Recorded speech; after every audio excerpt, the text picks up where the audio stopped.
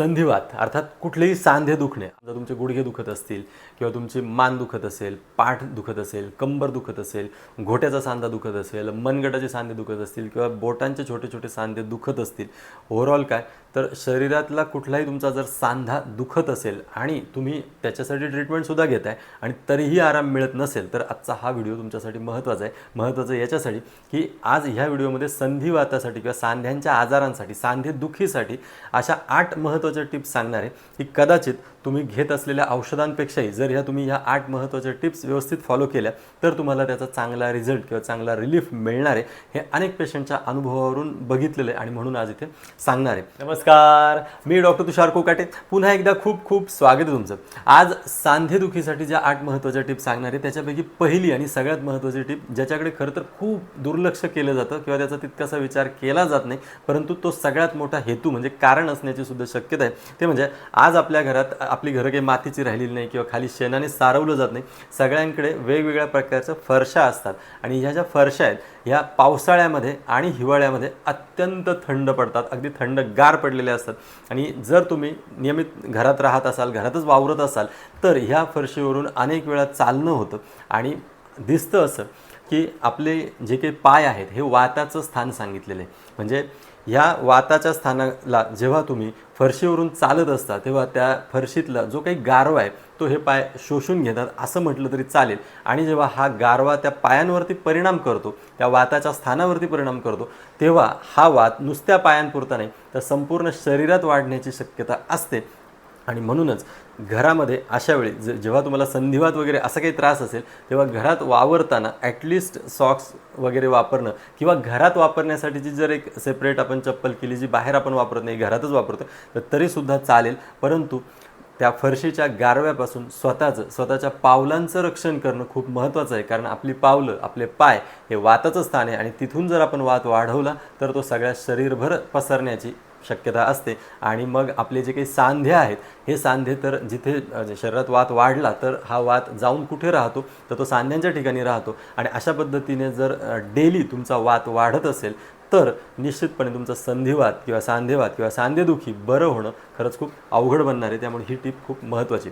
दुसरी त्यातली महत्त्वाची आरोग्य टिप मी अशी सांगणार आहे की सांधेदुखीची औषधं घेऊनही सांधेदुखी बरी होत नाही असं जर तुमचा अनुभव असेल तर ही टिप अत्यंत महत्त्वाची आहे. ती अशी की सांधेदुखी क्लिष्ट किंवा अवघड कधी बनते तर मी अनेक वेळा सांगितलेलं आहे की वाताबरोबर जर पित्तही वाढलेलं असेल तर निश्चितपणे सांधेदुखी बरी करणं अवघड बनून जातं. कारण वाताची सगळी जी काही ट्रीटमेंट आहे ही उष्ण आहे आणि उष्ण चिकित्सा, उष्ण ट्रीटमेंट ही पित्ताला चालत नाही. मग अशा वेळी या पित्ताचा आणि वाताचा एकत्रित बंदोबस्त करणं गरजेचं असतं आणि म्हणूनच इथे कामाला येतं ते म्हणजे तूप.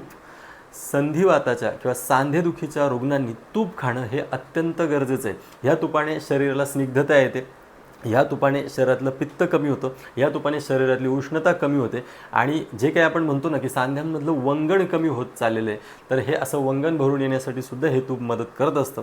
त्यामुळे रोज सकाळी 1 कपभर दूध आणि 2 चमचे तूप, दूध आवडत नसेल तर कोमट पाण्यामध्ये 2 चमचे तूप तुमच्या पोटात गेलंच पाहिजे. अशा पद्धतीने जर तुम्ही केलं तर निश्चितपणे संधिवाताचे जे काही तुमचे त्रास आहेत ते तुम्हाला कमी होताना दिसतील. सांधेदुखीसाठी तिसरी आणि महत्त्वाची टिप ती अशी मी सांगेल की तुमचं पोट साफ ठेवा. आता तुम्ही असं म्हणाल की पोट साफ असण्याचा आणि आमचे सांधे दुखण्याचा काय संबंध? पोट साफ असणं किंवा नसणं हे तर डायजेशनशी रिलेटेड आहे, पोटाशी रिलेटेड आहे आणि इथे आजार मात्र आमच्या हाडांमध्ये आहे किंवा जॉईंट्समध्ये म्हणजे सांध्यांमध्ये. मग पोट साफ असण्याचा काय संबंध? तर आयुर्वेद असं सांगतं की तुमचं जे काही पक्वाशय आहे इथे वाताची निर्मिती होत असते आणि जिथे वाताचा आणि आपल्या अस्थींचा म्हणजे हाडांचा आयुर्वेद असा संबंध सांगतो की आश्रयी भाव आहे. म्हणजे काय, शरीरामध्ये ह्या वाताला कोण आश्रय देतं तर आपली हाडं, आपली जे संधी म्हणजे सांधे आहेत, जॉईंट्स आहेत हे या वाताला आश्रय देत असतात. आणि म्हणूनच जर वात कमी राहिला तर आपल्या हाडांवरती त्याचा होणारा दुष्परिणाम किंवा आपल्या सांध्यांवरती त्याचा होणारा दुष्परिणाम कमी असतो. आणि वात कमी कसा राहील? जर तो वाताची निर्मिती जर तुमच्या पक्वाशयात जास्त होत राहिली तर निश्चितपणे तो हाडांना त्रास करणारच आहे. मग ती कमी व्हावी यासाठी काय करता येईल? यासाठी तुमचं पोट व्यवस्थित साफ असलं पाहिजे. पोट व्यवस्थित साफ झालं तर वात बॅलन्समध्ये राहतो. पोट साफ नसेल, कॉन्स्टिपेशन असेल तर सांधेदुखीसाठी कितीही प्रयत्न केले तरीही सांधेदुखी बरी होत नाही असं प्रॅक्टिकली व्यवहारात सुद्धा दिसतं. चौथी महत्त्वाची टिप ती अशी सांगेल मी, की याच्यामध्ये तुमचं जे रात्रीचं जेवण आहे हे सुद्धा खूप महत्त्वाचं आहे. रात्रीचं जेवण तुम्ही कधी करता हे खूप महत्त्वाचं आहे. असं दिसतं की जी लोकं जास्तीत जास्त रात्री उशिरापर्यंत जेवण करतात किंवा रात्री खूप उशीर करतात जेवायला, तर त्यांच्यामध्ये सकाळी सकाळी मॉर्निंग स्टिफनेस म्हणजे काय, की सकाळी सगळं अंग जखडणं किंवा सकाळी अंग जड पडणं किंवा सांधे अगदी हलवताही येत नाहीत, मग हळूहळू हालचाल करावी लागते. टाचदुखीच्या पेशंटमध्ये पण आपण हे बघतो किंवा गुडघेदुखीच्या आमवाताच्या पेशंटमध्ये आपण हे बघतो की रात्रीचं जेवण उशिरा केलं की ते व्यवस्थित पचत नाही, त्याचा आम तयार होतो आणि मग सकाळी मॉर्निंग स्टिफनेस म्हणजे सगळं अंग जखडणं हे दिसतं. आणि एकदा सकाळी सगळं अंग जखडलं तर दिवसभर मग आपल्याला तो सांधेदुखीचा त्रास जाणवत राहतो. यासाठी तुमचं रात्रीचं जेवण हे निदान 8च्या आत, संध्याकाळी रात्री 8च्या आत करायचा प्रयत्न करा. मी तर असं म्हणेल, खरं तर सूर्यास्ताच्या आत करणं ज्यांना शक्य आहे त्यांनी ते करावं. ज्यांना ते शक्य नाही त्यांनी किमान रात्री 8च्या आत जेवण करण्याचा प्रयत्न करा. याने सुद्धा तुम्हाला सकाळच्या तुमच्या मॉर्निंग स्टिफनेसमध्ये आमूलाग्र चांगला बदल झालेला दिसून येईल. आणि आता 2 महत्त्वाच्या औषधी टिप्स सांगणार आहेत. ती त्यातलं पहिली म्हणजे लसूण. आता लसूण आणि वाताचा संबंध आहे किंवा लसूण खूप औषधी असतो वगैरे आपण सगळं ऐकून असतो, परंतु आयुर्वेद काय सांगतोय, तर आयुर्वेद असं सांगतोय की वातासाठी खरं तर लसणासारखं दुसरं चांगलं औषधच नाही आहे. आता इथे मग लसूण कसा खायचा, तर बरेच प्रकार सांगितले जातात, परंतु मी त्यातल्या त्यात जो सोपा मार्ग माझ्या रुग्णांना सांगतो तोच आज इथे सांगतो. ते म्हणजे आहारामध्ये नियमितपणे थोडीशी लसणाची चटणी असू द्या. या लसणाच्या चटणीवरती थोडंसं तेल घेणं किंवा तूप घेणं हे सुद्धा खूप महत्त्वाचं आहे. याने काय होतं, तर याने थोडी शरीराला स्निग्धता सुद्धा येते. फक्त आता लसणाला एक मर्यादा आहे की लसूण हा अत्यंत उष्ण आहे आणि रक्तदुष्टी करणारा सुद्धा आहे. मग आता काय करायचं की ज्यांना पित्ताचा त्रास आहे, ज्यांच्या शरीरात ऑलरेडी उष्णता आहे, त्यांनी लसणाच्या चटणी ही करत असताना ती खूप तिखट करायची नाही, हा पहिला मुद्दा. आणि दुसरं असं की तिथं तेल न घेता थोडंसं त्याच्यावरती तूप घ्यायचं. याने सुद्धा तुम्ही लसणाची उष्णता बॅलन्स करून सुद्धा लसणाचे जे काही वातनाशक गुणधर्म आहेत ते तुमच्या शरीराला मिळवून देऊ शकता. त्यामुळे लसणाचा वापर नक्की करा, नियमितपणे करायलाही काही हरकत नाही.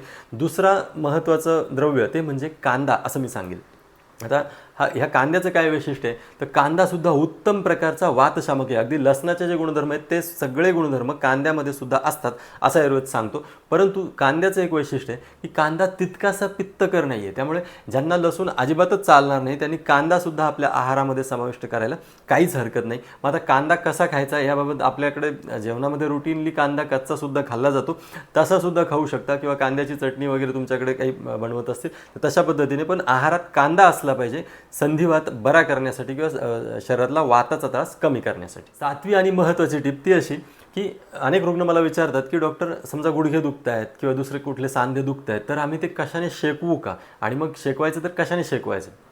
तर बघा, समजा जनरल तुमचे सांधे दुखत असतील तर तुम्ही त्याला तेल लावून गरम पाण्याने शेकवू शकता. असं तुम्ही रोज नियमितपणे केलं तरीसुद्धा बराच आराम मिळतो, यात काही शंका नाही. परंतु जर तुम्हाला आमवात आहे असं डायग्नोसिस झालेलं असेल तर मात्र इथे तेल लावलेलं चालत नाही. तेल लावल्याने सूज थोडी अजून वाढू शकते. इथे तुम्ही वाळूने शेकवू शकता. वाळूने कसं शेकवायचं, तर थोडी वाळू गरम करायची, एखाद्या सुती कपड्यात उपरण्यात वगैरे ती घ्यायची आणि त्याची पुरचुंडी करून तुम्ही तो सांधा शेकवू शकता.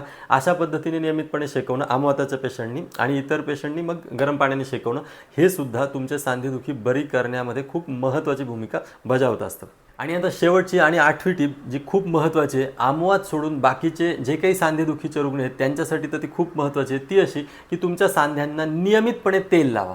आता इथे अनेक रुग्ण मला विचारतात की डॉक्टर हा त्रास तर हाडांचा असतो किंवा जॉईंटचा म्हणजे सांध्यांचा असतो, मग हे वरून तेल लावल्याने ते तेल तिथपर्यंत पोहोचतं का वगैरे, या शंकांमध्ये जाऊ नका. एक नेहमी लक्षात ठेवा की वात जो आहे हा वाताला सगळ्या कोरड्या भरभरीत वृक्ष अशा जागा आवडतात जिथे कोरडेपणा आहे तिथे वात असणार आहे, आणि जिथे स्निग्धता आहे, स्निग्धता तुम्ही ती एकदा तिथे दिली की तो वात तिथे उभा राहू शकत नाही, वात तिथून पळून जातो. त्यामुळे तुमचे सांधे हे नेहमी स्निग्ध ठेवा.